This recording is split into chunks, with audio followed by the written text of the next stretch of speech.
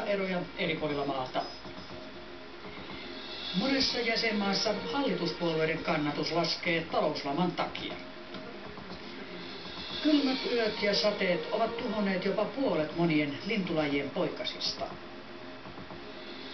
Sää lämpenee huomenna, mutta on yhä vaihtelevaa. Suomalaiset ovat saaneet äänestää eurovaaleissa monin paikoin poutaisessa säässä. Vaali-into on vaihdellut paljon eri puolilla maata. Äänestyspaikat sulkivat ovensa puoli tuntia sitten.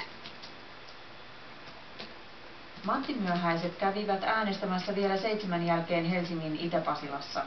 Aina on äänestettävä, oli vain olosuhteiden pakosta niin, etten ollut päässyt ennakkoäänestämään ensimmäistä kertaa elämässäni äänestä varsinaisen äänestyspäivän. Minkälaiset asiat ovat tärkeitä, että miksi haluatte äänestää? Ympäristöasiat, ihmisoikeudet, ne on varmaan ne 2 isointa kysymystä. Pohjois-Savossa Kaavila äänestyspäivä alkoi kovin hitaasti. Voi sanoa, että on erittäin hiljaista. Enimmäkseen iäkkäämpää porukkaa, että ei oikeastaan nuoria ole yhtään vielä tähän mennessä. Kokonaisuudessaan äänestysprosentti jäi alle 30. Joo, kiitos.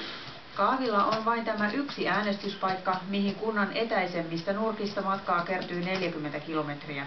Kuntalaisen mielestä se pitää äänestysprosentin alhaisena vaalista toiseen.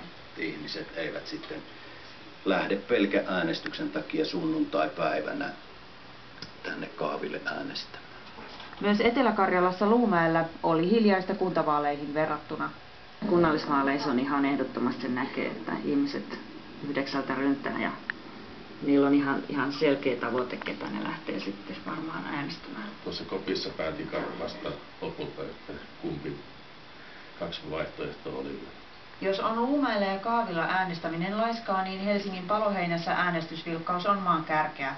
Vaikka EU-vaalit kiinnostaa täälläkin vaaleista vähiten, uskotaan äänestysprosentin nousevan 60 pintaan.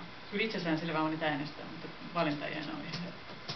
Pienten lasten äidillä asiakysymykset ratkaisivat. Että nyt kun tätä jälkikasvua tässä on, niin tietysti kaikki tommoset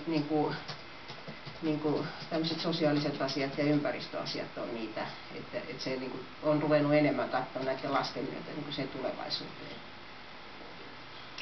Ääntenlasku on jo päässyt hyvään vauhtiin ja tulos tarkentuu minuutti minuutilta. Mennään tulostudioon kuulemaan tarkemmin, mikä on laskentatilanne juuri nyt.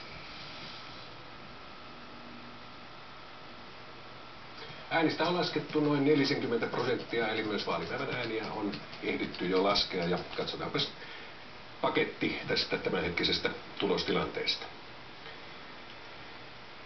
Tässä puolueiden kannatusprosentit, eli kokoomus, vaalien selvä ykkönen, 23,8%, keskusta